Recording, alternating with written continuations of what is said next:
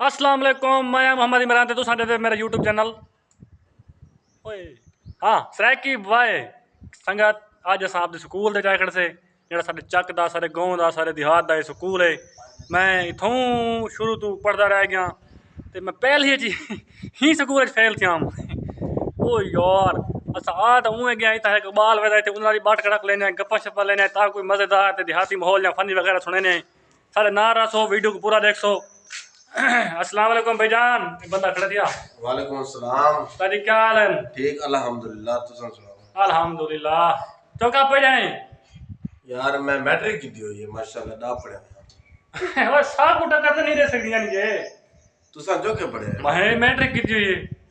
ना कर चलो को पूछ गन सवाल। अच्छा पूछ गन तू पूछ। अच्छा मैं को ए दसा के हाउ आर यू दा मतलब क्या है? ओ हुन क्या नहीं आंदा मैं हुन कल ही बता थिया। आ खुदा चंगा करीम मैं क्या हाउ आर यू दा मतलब क्या है?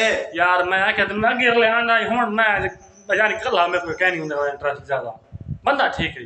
वाक्य तो डा पढ़या है मैट्रिक कीता है। अपनी मैं मान गया भाई तेरे तक कोई नहीं टक्कर दे सकता मैं मान गया। आपको आज तक कोई बंदा क्या नहीं हरा सकिया ते व्यूअर इंशाल्लाह तो वीडियो अच्छी लगी तो लाइक से सपोर्ट करे सो ना कर अगर अच्छी नहीं लगी ता वाली कर दिवा है यानी कि वाली सपोर्ट करनी मिलते हैं अगली वीडियो दे विच ते इंशाल्लाह दुआ में याद करो ते सपोर्ट फुल की करो सब्सक्राइब ते लाइक जरूर मारने मिलते हैं अगली वीडियो दे विच ना पढ़या है। हाँ हाँ मैं आप दाल पास तुन कटिया ने इंशाल्लाह टेंशन नहीं कोई आज तक हरा ही नहीं सकिया।